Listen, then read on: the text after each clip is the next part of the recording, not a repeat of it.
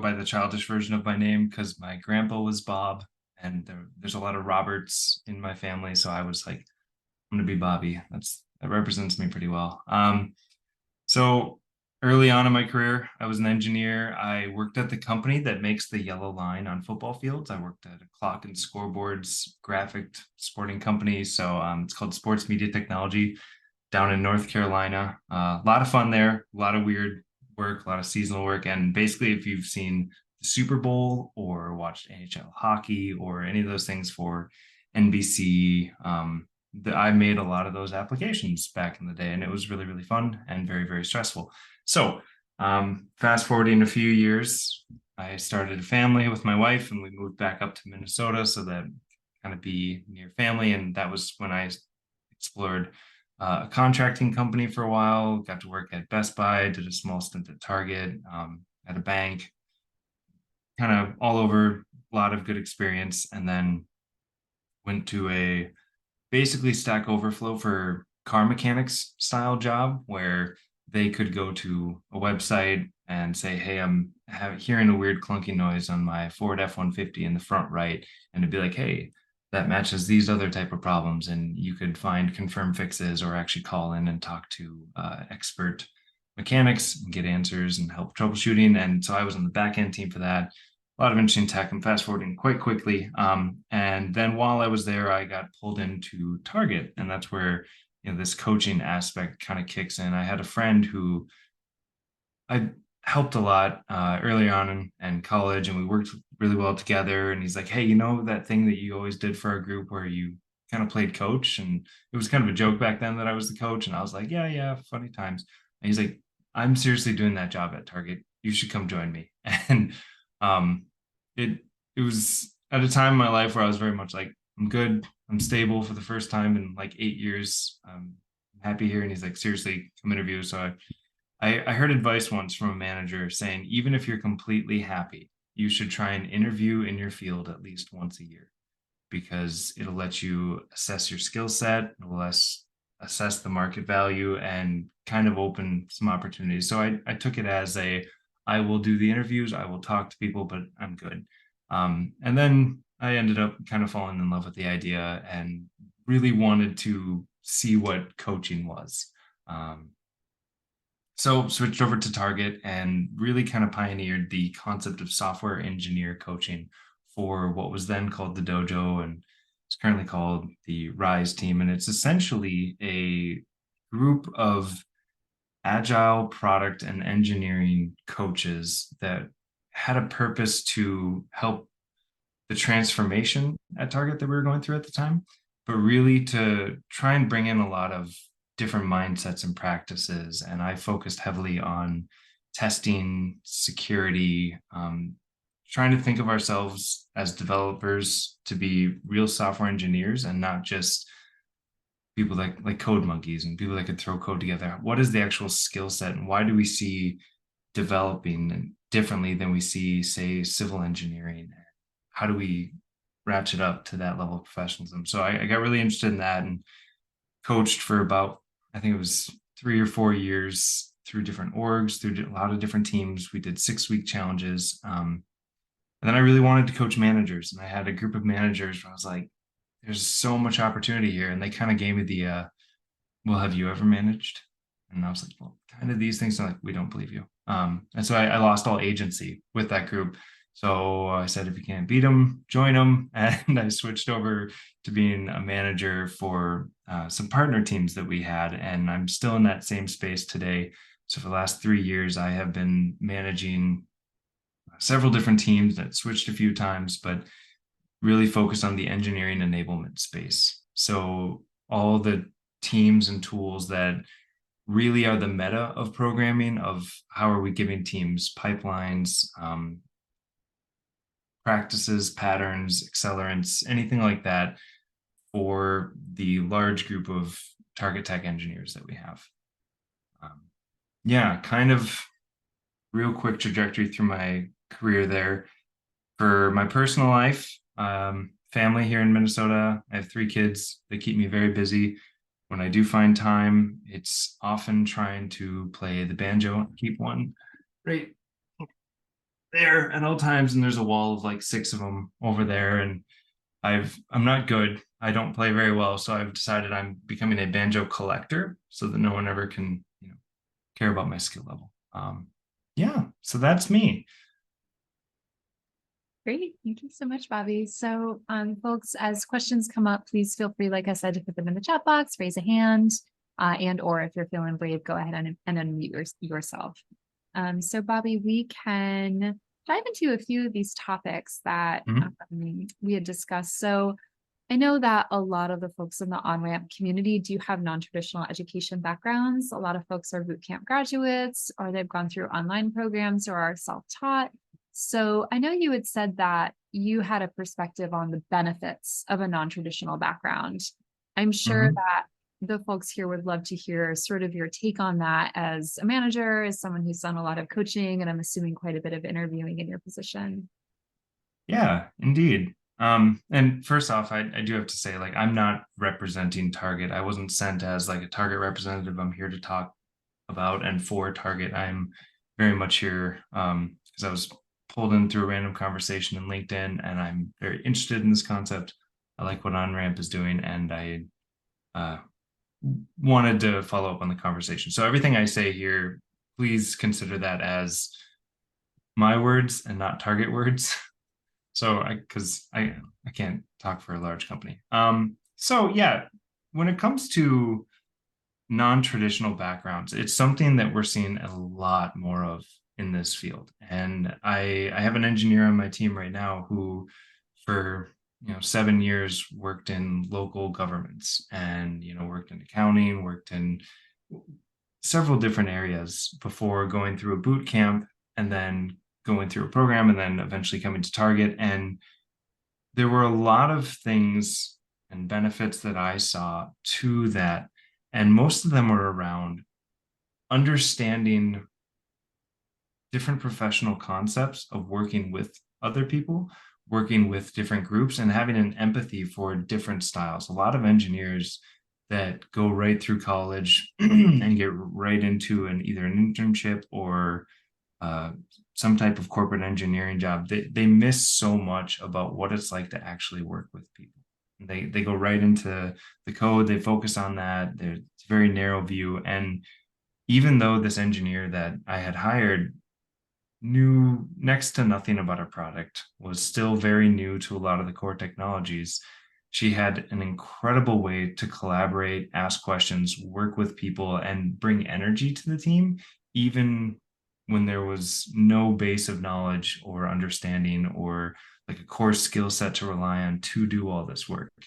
And, she's been on the team for 2 years and is doing incredibly well and definitely key contributor to the team. And most of that learning happened on the job. And so I'm trying to highlight some of these specifics, but it's so much of what I see in my position as a manager is I'm not just looking for someone smart. I'm not just looking for someone who knows how to solve all the problems. I'm looking for someone who can work well with my team and has a care to actually try. And so that holds a very, very heavy weight for me. There's a moment in the chat. Is there any other specific questions on that aspect that I want to dive into now? Let's see, what advice do you have for me?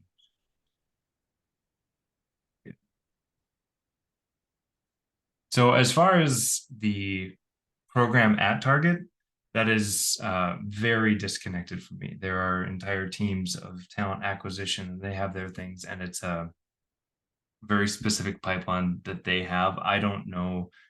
I don't have any ability to encourage people to funnel through a system or where to sign up. It is very much out of my hands, unfortunately, because even at Target, there's I think 6,000 engineers, and all of us know someone who's going through a different journey or would be good for a program, and we're all trying to encourage them to go through something like this. And it's just unfortunately, I'm sorry, constantly out of my hands. And as far as how do you get companies to take a chance?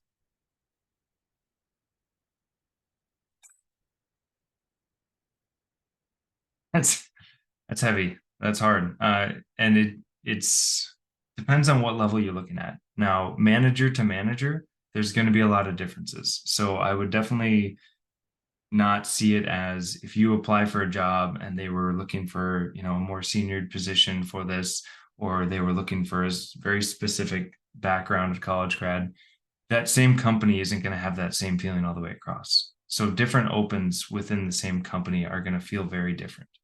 And who the hiring manager is, what the team is like, is there a learning culture on the team? Do they have a growth mindset?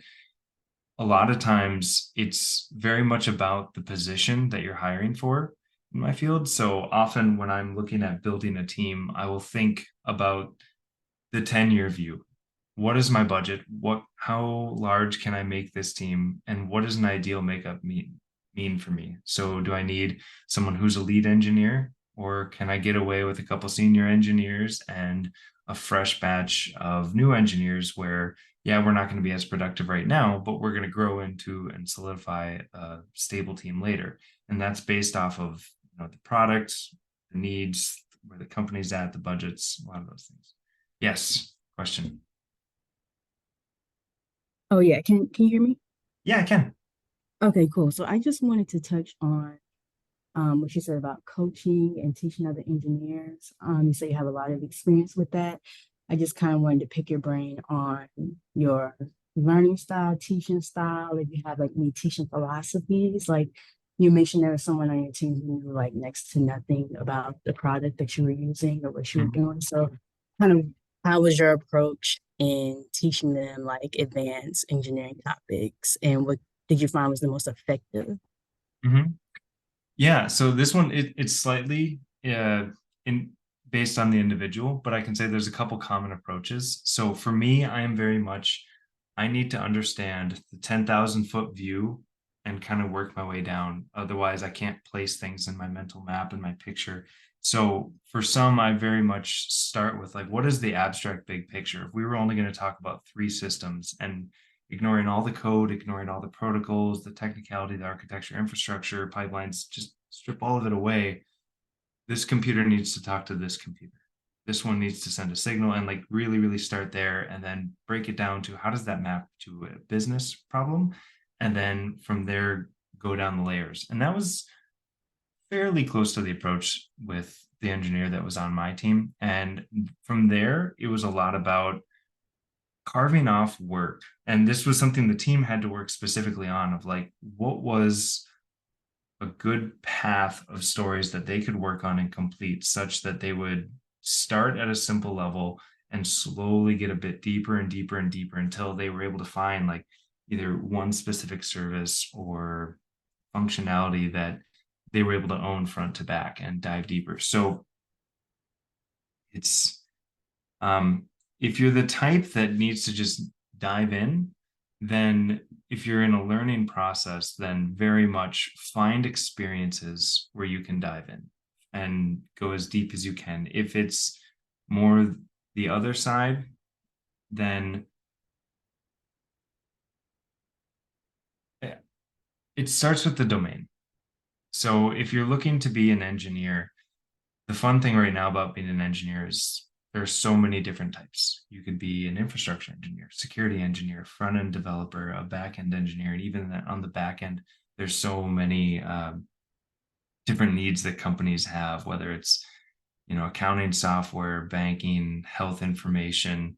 But a lot of what it's doing follows very simple patterns of information is the currency, and you need to be able to read in information, store it, retrieve it, maybe apply some logic to it, and then feed it back up. So find ways to do that consistently, comfortably. And then once you get to that point where you feel comfortable enough with the language to be dangerous, then start layering on the design patterns and practices. So there's a really fun website out there called, I think it's Refactoring Guru. I can find it and link it in just a sec. And it's something that I've pushed a lot of people towards, because knowing how to code is one thing. That's just syntax, that's speaking. But knowing how to develop within a specific pattern is like the next set and the next level of professionalism for me. And even, at the companies that I've been in, I would say only about 15% of the engineers I've met have actually really understood these concepts. And it is such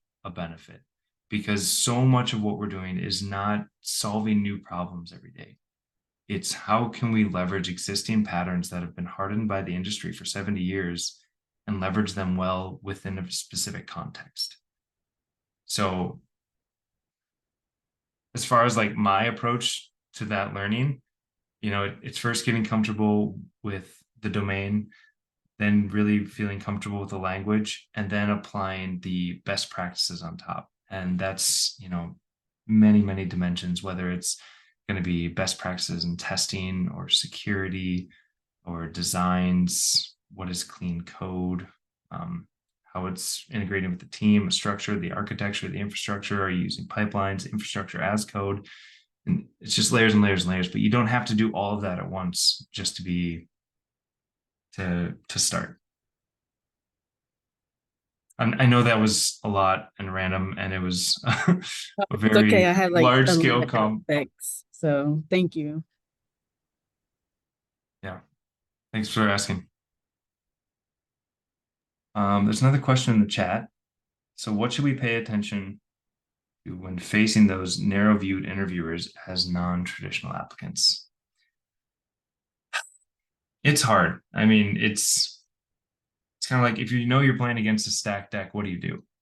And I don't know. I've always taken the approach for interviews that, and maybe this is just how I, handle the stress and cope with the nerves myself, but I tell myself that there's nothing more that I can do once I'm at an interview. The only thing I can do is be honest. All the prep work, all the hard work, all the whatever it might be comes before.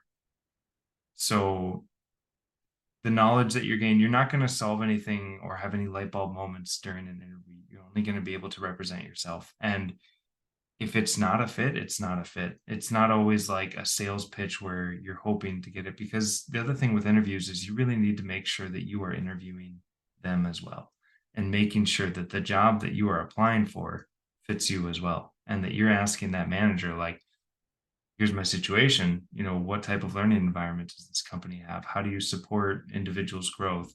And on and on. Like it is, I've taken a few jobs where I very much went at it very hardcore. I was like, I will do anything to get this job. And I really sold myself, and I got the job and absolutely hated it. And it was a contract. And so I had to stay there for 6 months, and stressful 9-hour work days as the minimum required time that you had to be in the office. And then there was always the expectation to go home and do more later. And it was not super fun.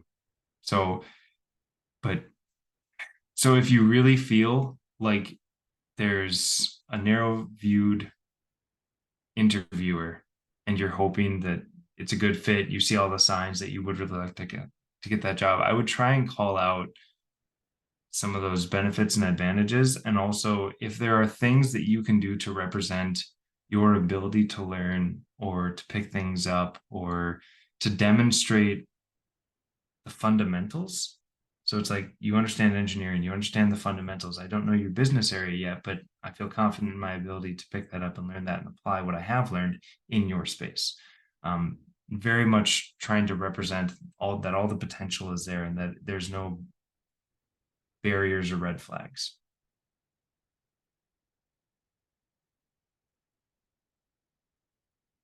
To the what type of engineers do I manage? I manage software engineers, and in the space of frameworks and backend data. So one of my teams is very much, Java, APIs, backend databases, and we have a GraphQL front end or endpoint to all of our data in our systems. Another one of my teams is building a front end framework. So when people start new applications at Target, they start with our base, and it gives them everything they need for Target out of the base. And if you've worked with frameworks React.js or Next.js, those are kind of our two core products there. And my third team is in app templating and generation. So again, trying to give all the engineers at Target the same base default and also a consistent good default. So we've been talking about this concept of pit of success. So if you don't know what you're doing and you just start a new application and you start with the default, you fall into all the right patterns of how to handle the networking, how to handle the messaging, the logging, the authentication, the proxies, all those things that teams have to keep resolving. We give them the defaults and the templates for that, so they can just generate a new API, and it starts with all that, and then they can focus on their business logic. But primarily all software engineers. For a while, I had a technical writing team. If you ever go to tech.target.com, that's our blog site, and we have some engineer blogs in there where we tell stories about different things that happen within Target. I ran that team for a year and a half and built it, so it was kind of fun doing that. Looking for any answers. All right, jumping to the next question online. How important is knowing what the size of the company's network traffic is and its composition of servers and database tiers and cache and built-in redundancies are when building application software? I would say it depends on what team you're on. So if you're working in a very small team with a very small company, everything is going to be super integrated. Everything is going to be super connected, and you will want to know those bounds, those details, especially if you're worried about throughput and what your limitations are.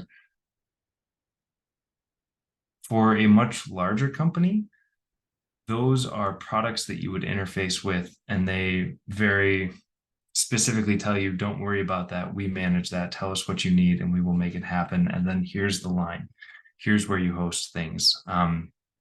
More connected companies, it's a little bit more, I'm sure everyone has heard the term DevOps, where you kind of work with all sides. You are responsible for your own hosting and your sizing, but it's still usually, I would say,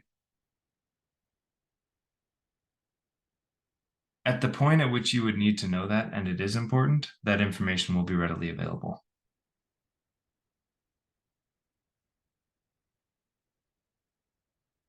Sorry, I'm looking over at the chat. I'm not trying to look away from everyone.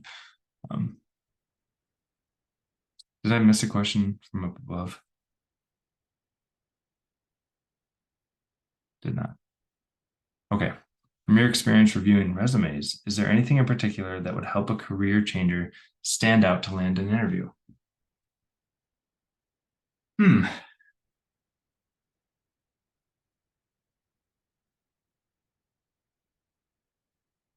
I think for me, so I do review a lot of resumes, but they do also go through a recruiting filter first.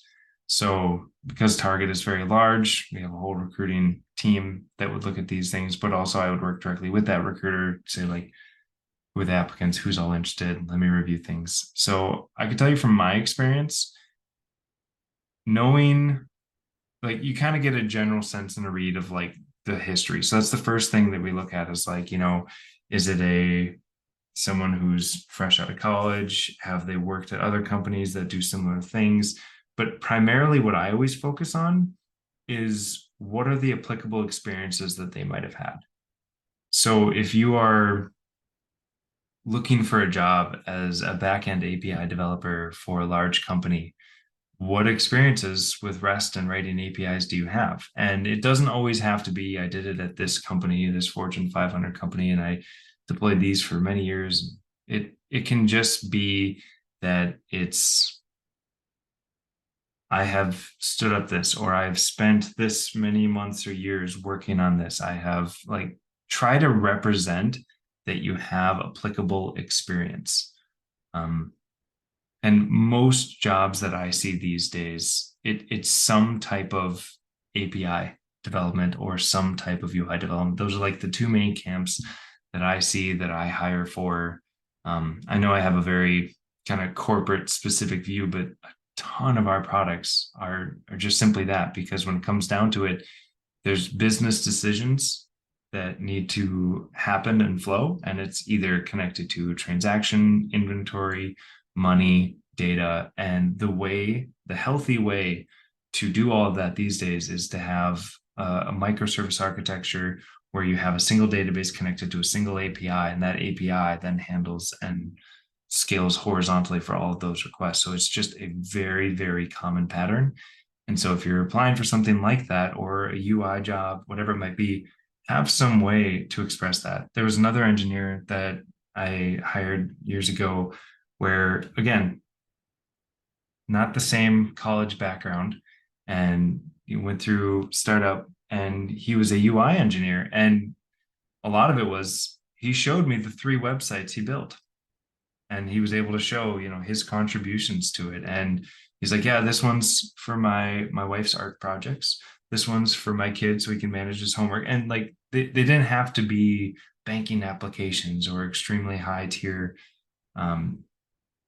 performant applications, but showcasing the experience, because so much of the learning that happens in this field is when you actually are digging deep and solving a problem. Solving a problem with it versus just being able to stand it up is kind of that inflection point of when you really start to feel you're effective with that skill set.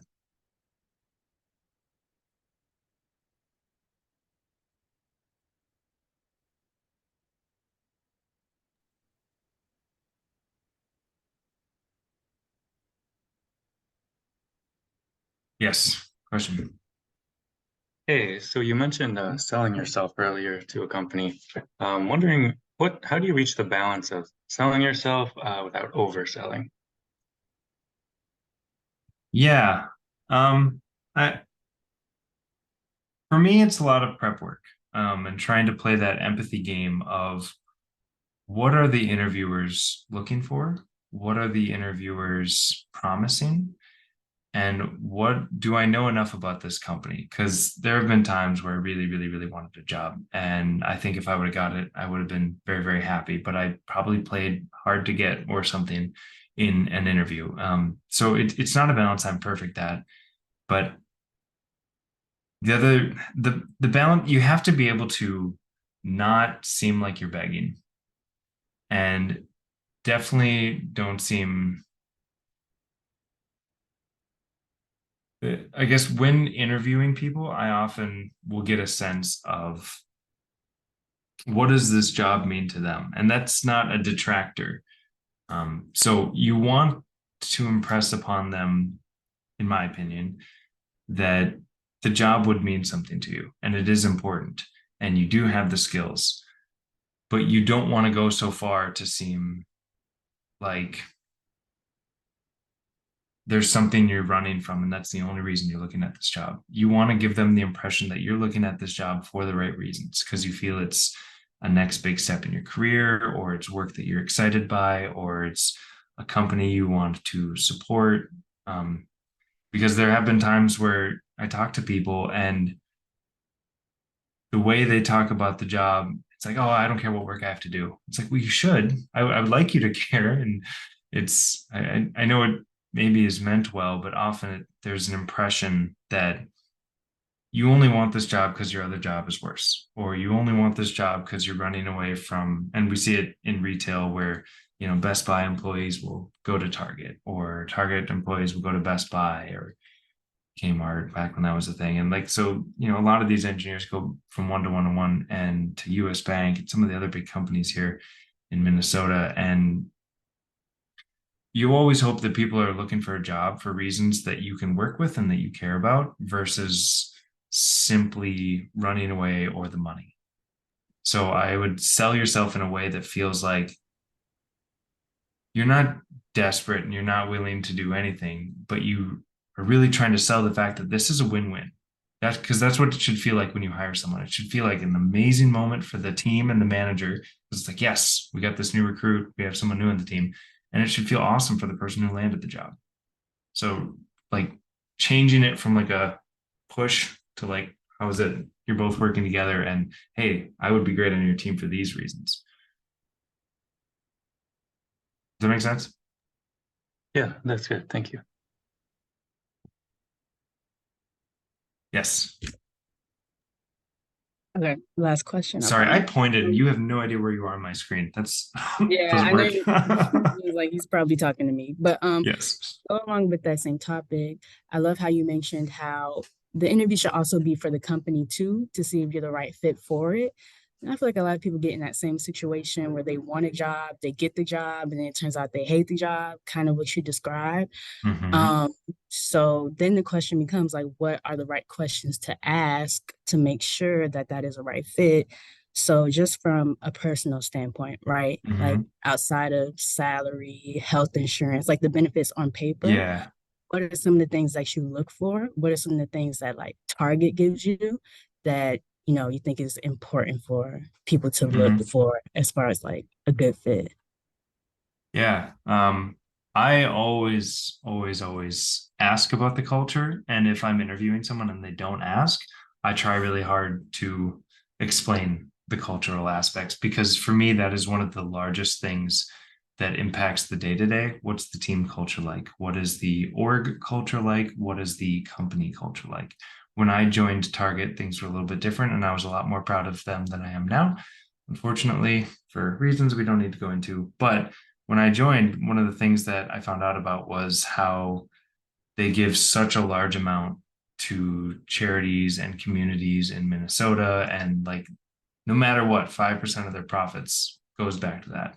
And as a $100 billion company, that's a huge amount to give. And I was like, hey, cool. And also, I was able to detect and, through lots of questions, find out that they had a very, very strong growth mindset and support. So things that won't be on paper are things like how does this company support learning, growth, career development?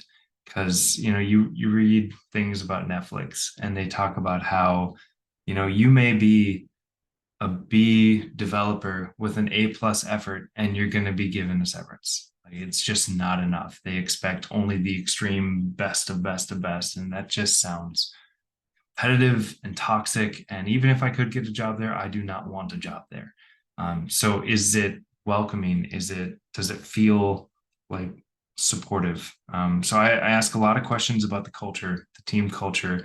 How does mentorship work? How does learning work? What time is provided? Do we set aside specific days for either hackathons, for learning? Do we do book of the quarter?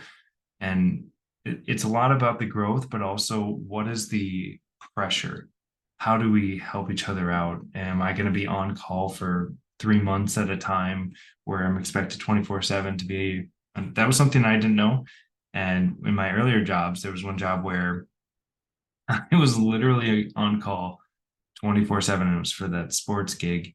And like throughout all the weekends, every season, and if anything ever went wrong, they would call me up and say, hey, we need a new graphic in the next 15 minutes before we start the second half. You need to do this. And it was like, I'm out with my family and I'd have to do things and have to always be prepared for that. And I don't know, had I known that, I might not have been as interested in the job. So looking for what are all the aspects that line up with your life balance?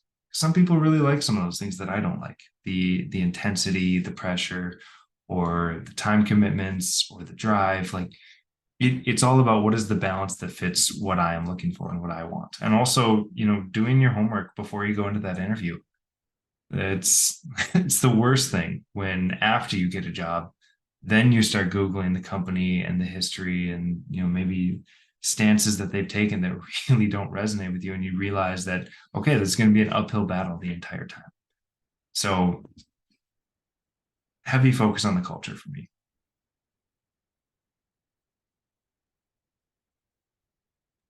Thank you. Mhm. Another one in the chat. Seems like most people are in it for money sometimes, like workers have jobs. Oh, yeah, might not have people skills, but they got tech skills. Yeah.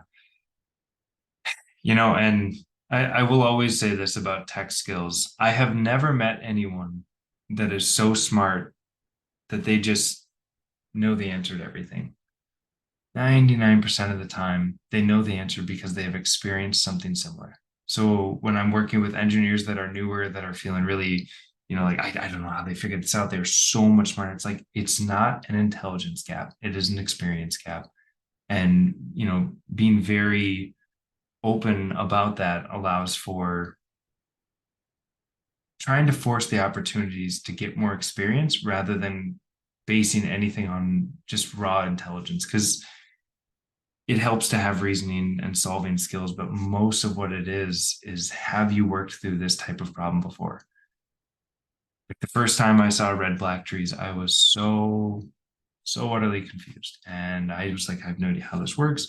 But after working through that, and the first time I had to actually apply them in a job, it was like, oh, okay, I get it. And then the next time it came up, I was able to be like, oh, I know this problem and I know how this works. And I was seen as the one who was intelligent for the first time. And it was like, yeah, that's nice, but it's not about that. It is so much about experience. And that's again why I say, if you're looking to really stand out on a resume, highlight what you've done that's relatable.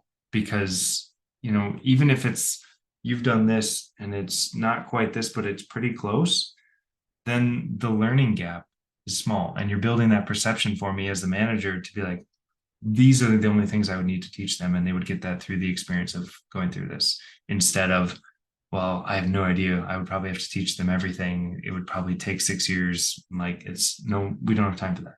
So yeah, small rant on tech skills.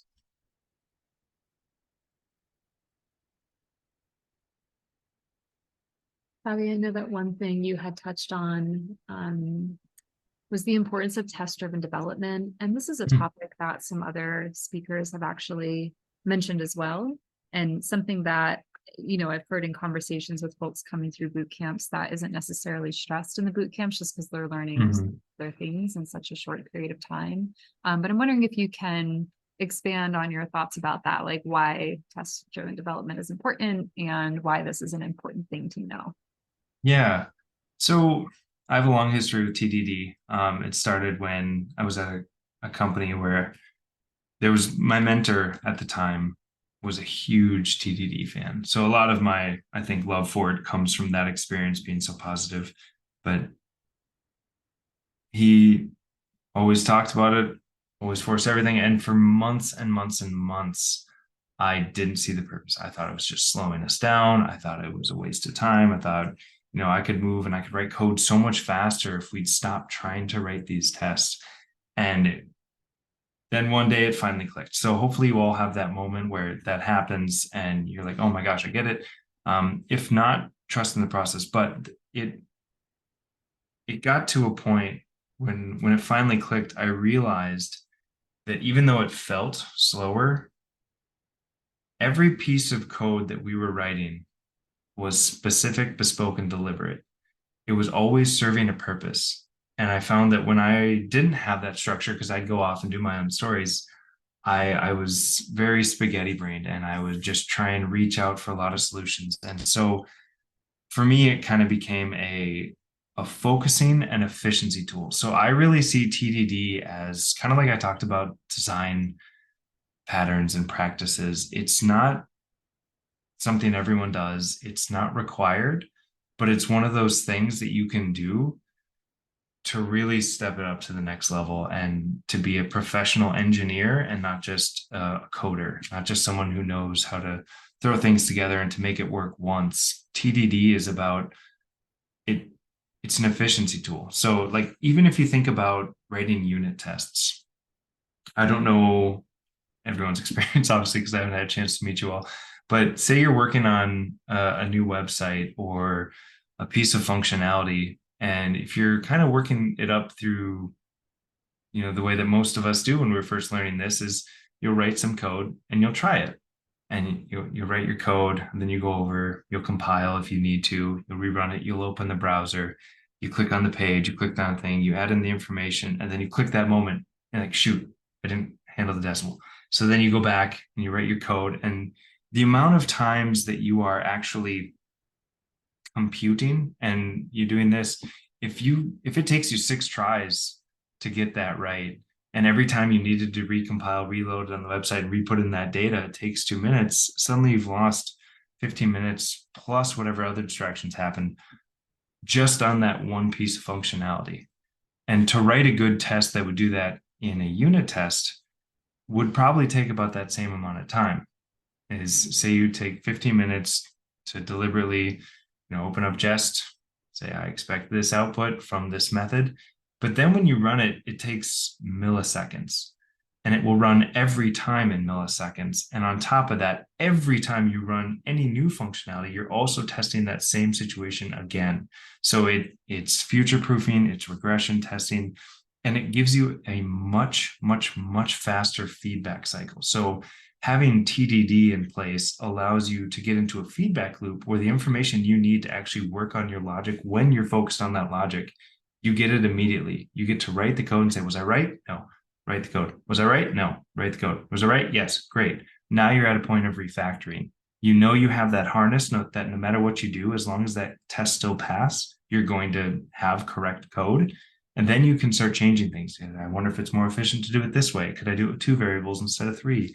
Would I be able to do this with recursion versus my array that I have? Like whatever it might be, you already have that test as a safety net where you can just throw whatever you want against the wall and see if it's still correct. The other thing I'll say about TDD, I mean, it's my favorite subject and it's something that I truly love. And I can also say my teams don't use TDD as often as I'd like them to.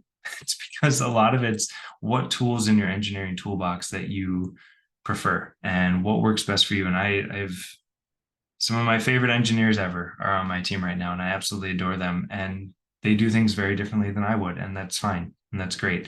But it doesn't mean they're doing bad things. But I will also say that TDD is a mindset that takes a lot of work to get comfortable with. And it's like pushing that ball up a hill. And a lot of people quit when it gets close to the top. And they're like, it was just a waste of time. It was slow. And they never get to the point where it then rolls down the other side and it just speeds up the rest of their career. So I do encourage, spend a few months with it, get really comfortable with it, and then measure your productivity. And if it's not actually helping you, don't do it, but be aware of it. But in every case I've seen it, it is an efficiency tool, a productivity tool, and also as a selling yourself with that skill set, managers love to see it because it means not only are you using best practices and industry practices, but also knowing that the code that's going to be written for my product is going to be well tested. And well-tested code is long-term win. It's rarely does it help in just the short term because short-term solutions and short-term payouts are just about getting it right once. Long-term things are about stability and forethought and hardening, and tests do that really, really well. I think I'll say 2 more things on this. One, just because I love TDD, I do not think 100% test coverage or any test coverage goals are healthy. I think that you need to test to the level of your confidence, where if your mentor, your boss, or anyone, like, you could say, this is how this code works and show it to them. And with 99% confidence, the code will work that way every time. And if you don't feel confident about the code working the way you expected it to, that's the gut check to go write more tests. The other thing I will say is TDD as a mindset can expand way past the code. For a lot of teams that don't actually do TDD with the code specifically, we do that in backlog refinement. We start to say, what would a test look like for this story? And we start to ask those questions because most of what TDD does, it's forcing you to understand where you're going before you start to go. If you start asking, we'll go back to that website example and we say, well, when we click this button, it should bring us to the next page. And as we start to go with that, we start to ask, okay, what would a test look like? Well, at first you go to this page. Do I need to be authenticated to that page? What is that page's URL? Where is this button supposed to be? What are the parameters around this button? And it forces those conversations to get cleaned up ahead of time while you have the product owner there in the room. And then likewise, making sure you understand the flow of how it should be so that when you get to the point of implementation, you're not solving any of this. It is just the execution, and all of those unknowns are well understood before you start. That's my favorite thing about TDD, is it forces a mindset of understanding what you're trying to do before you try to do it. Okay, last thing. And then beyond that, once you get comfortable with TDD, writing tests first forces you to write cleaner code. It naturally encourages decoupling of methods. It naturally encourages faster methods, tighter code, more responsive, more flexible code. It just has so many benefits to the actual quality that it's another thing where when people see that you are, a frequent user of TDD or you're an advocate or something like that, it says so much more on the back end to someone who understands that. So if a manager really understands TDD or a hiring team, they'll be like, oh, all those things I just ranted about times 100, they probably are bringing that to the table. So that's my very quick and highlighted version of TDD. Oscar says, it seems like you need a blueprint first to start code with TDD code. So this is I would say I disagree. But I understand what you're saying. The other thing with TDD is it's iterative, not test first. It's not test first development, it's test driven. So when you're writing TDD, you don't say like, okay, these are all the things that this code base should do, or this next feature should do. I'm going to go write all of those tests. It's actually much, much smaller and step by step than that. If you start and you know you need an API, the first thing I would write a test for is, okay, I need something at this endpoint. And I would write a test and it would fail because no method is connected to that endpoint. Then I'd go make a method that returns null. And then my test would pass. And then I'd be like, well, I don't want it to return null. I want it to return an HTTP body. But then I'd go have it return a blank HTTP body. And then my test would pass. And then I'd refactor as I go. And it's very, very small steps of like, what is the next step I need to do that pushes me forward towards my goal? How do I write a test for just that one thing and then go make the test pass? And then you just slowly work your way to a place where the test is hardened. The test is purely about the logic and not just the output. And then because you've done this iteratively, it's easy. It's this constant like 30-second jump that you do. And a really, really fun pairing exercise is have one person write the test and the other person write the code. And then do challenges like you need to write the simplest code possible to pass the test. So if we're doing a calculator application and I make an addition test and I say, okay, well, if I say 2 + 2 should equal 4, if I call this method with 2 and 2, it should return 4. The person implementing the code would just go say return 4 and it passes the test. So then I need to be smarter about my test. And I say, well, if I do 2 and 2 is 4, and 3 and 3 is 6, and 4 and 4 is 8, then the person would say, okay, input times 2, return. And it's still true. What is the logic that I'm actually after? And it's that I'm taking variable A and variable B and actually putting them together. And so how do I write a test around that? And so through TDD and through a pairing exercise, it's a really, really good way to learn this thing. But also it forces you to realize what is a smart test and what is the logic you care about, not just the code. Okay, I'll stop. Yes.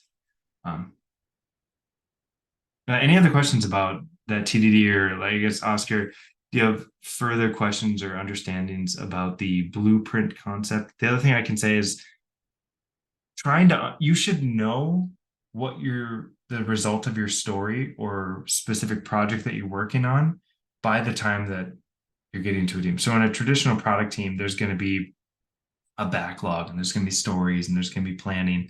And when you get into that backlog refinement phase, I always have a team called Definition of Ready on my teams, where there's a checklist of things that we need to make sure every story has. And that might be a good description, a size, an understanding, connection to upstreams and downstreams if there are. And then also, what is the acceptance criteria of that? And the acceptance criteria is the ephemeral test, the written test of what this story should do. I should be able to send this amount of data to this endpoint, and it should store it in a database, and it should return XYZ. So then by the time I get to actually writing the code, I kind of have, maybe not a blueprint with the exact, but I have enough structure where I could start writing tests around that. And I could really start focusing in and building my code in a logical way.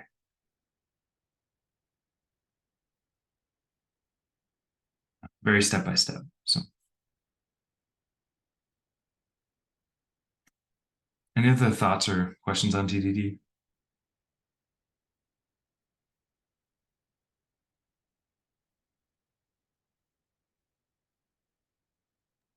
It looks like there was one question from Jessica that came in, not related to TDD.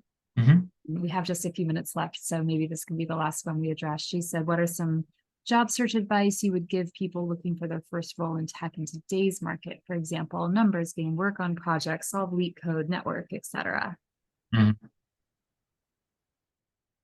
Yeah, so job search, as far as I would say there's two things. One, how are you preparing yourself based off of the skill set that you want, the type of work you want to do?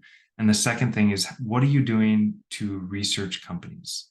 So understanding how a company is doing. Are they doing well? Are they in a growth state? Are they in a place where they likely have budget to grow teams? That's when teams, when a company is in a nice growth state like that, that's when they're looking to the future. That's when they're saying, yeah, they may not have all these requirements, but if we think that within a year's worth of time that we can grow them into the exact engineer we want and be a great fit for this team, that's a sweet spot. When it comes to preparing yourself for basically any job, I think some of those leak code things, they're great for problem solving and they're great for academic algorithms. And some interviews require them, but a lot of interviews that I've been to, it's more like, how can you build a base project that's related to the field we are in? So I would see it as, what are you doing to gain experience? And, a great one is just build applications. If you find yourself wondering what you should make for dinner every night, build yourself an application for all the dinners that you have. How is it going to randomize them and send you a calendar each month to your Gmail and to your Google Calendar so that every single day you have a reminder to say, hey, Monday is spaghetti or Tuesday is tacos because it's Taco Tuesday. Like you can start building in logic like that. Like, how do I make sure every day is Taco Tuesday and then I randomize it? But now I need days for leftovers. Start thinking about the logic, start thinking about the code, different ways to implement it, building a back end and a front end. Like there's so many things you could build a project for. And they don't need to be, I have a replica banking app, so I'd be good at your banking job. They can just be anything, but it's the experience of working through the technology, the language, the frameworks. The second thing I would say is a very, very common skill set that's talked about right now is the pipeline. So if you look into CI/CD, so tools like GitHub Actions, Drone, Jenkins is a really old one. There's many out there. Travis CI. Understand what that's doing. Understand how that works. Understand infrastructure as code and the process of, yes, you submitted your code in GitHub, but how is it getting to your deployed environment? And how do you automate that? And then like the step beyond that is, what are good practices around that? What are you doing to version or protect, or how many versions? How do you do auto rollback? It's a very, very deep field and you don't need to be, master of any of it, but it's good to learn. I see a few more questions came in right at the end, so I'll wrap that one up. When looking for a first job, obviously not. I don't think so. So answering the question about hobbies and non-software related jobs in the resume, I would put it in if it feels relevant. So if you're applying to a sports company like I did in my first job, showing that you're interested in the domain can only help. So if you feel it's relatable, but if it's, hey, I spent 5 years as a band manager and won Battle of the Bands and these three things, and I'm now trying to be an engineer, it's going to feel like there's a real big miss unless you're highlighting something about that management experience and working with people. So whatever experience or interest you're putting on there, I would probably put some type of spin of why you're putting that on there. Why is it relatable? What makes it impactful? Do front-end programmers or back-end work on building cache for data traffic for application program? I would say again, it depends on the size, kind of like the earlier question. There are times where front-end developers do need to have a good sense of what's happening with the cache. And when is your app rebuilding? Is it a static site? Same thing with if you're handling a large amount of data, you should at least have a sense of like what things you're trying to cache and how. A lot of these tools, there's a lot of these problems that are solved by tools, and in a large company, 90% of the time, it's just working with the team that handles this and getting the config right. If it's a smaller company, you would probably be working with those specific things, but I would also say that those items are niche and specific enough that there wouldn't be a huge focus on me or for me if I was like interviewing about those type of questions, unless it was a hardcore networking cache job. How do you get companies to tell the truth about their culture? For example, how they support DEIB, continuous learning, work-life balance.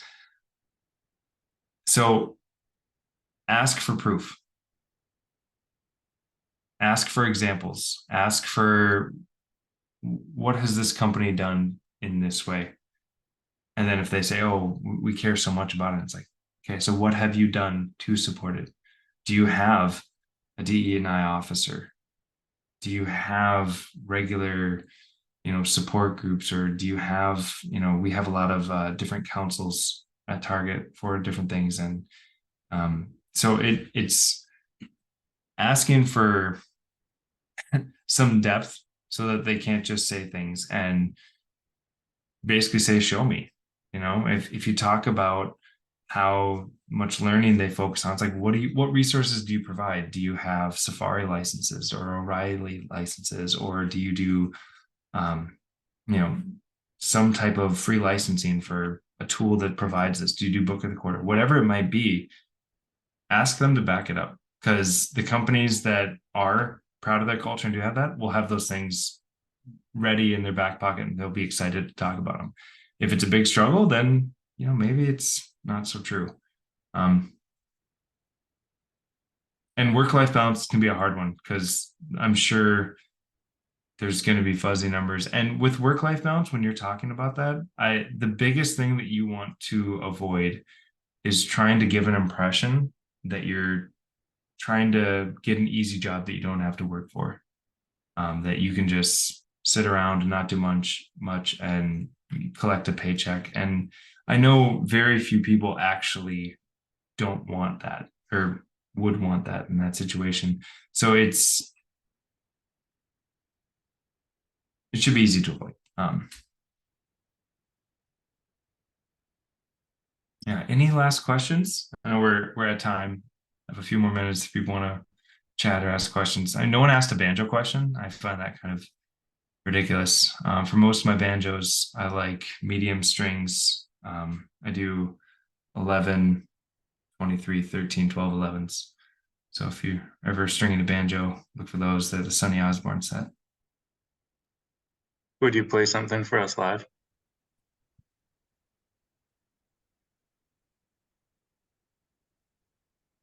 Happily. Yes. Let me turn on original sound for musicians. Ready? There you go. That was beautiful. Thank you. I've been working on that piece. It's by Bo Burnham, called A World on Fire. So, yeah, I don't play for people. It's not good enough. We didn't ask you is because you said, I'm just collecting. So that's why. And I think I just proved that. Like, and yeah, the banjo is very, very fun. It's actually made by a shop here in Minnesota called Neckville. Tom Neckville was a mechanical engineer that was like, hey, banjos have been made the exact same way for like 130 years, where it's basically just a head and like all the traditional snare hooks and nuts pulling it down. What if we did it like a jam lid instead? And so that the whole thing is actually one piece that rotates to tighten the head that's on top, because it's just a drum with strings over it, and that's self-amplifying in that way. And so I thought that was super neat, creative, very different, and I was like, yeah, engineering. So I got one of their banjos, and I got the fancy, weird, custom guitar-looking inlay. So it's a very non-traditional banjo. The ones over, I got 3 of them over here that look pretty standard, and an Irish one and a cello banjo. It's an octave lower, big open head, very fun. Any other tech questions, career questions, actual management questions, or anything like that before we end? So is it okay to connect with you like on LinkedIn or something? Yes, please do. Send me questions or messages. I'm happy to talk about just about whatever. So yeah, please do. Thanks so much.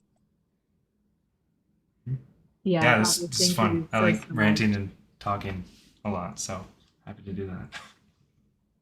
We appreciate your time. We appreciate all of your responses. Very thoughtful and I would say very upfront, authentic responses. I'll definitely follow up with you via email. But thank you again for your time. And Yeah. everyone here, thank you for being here as well. Thanks for your questions. Thanks for your attention, and for, continuing to invest in yourself by participating in these. We really appreciate you being here. Indeed. All right. Well, thank you all. Have a good day. Bye. Great, thanks so much. Bye, Really everyone. Take care.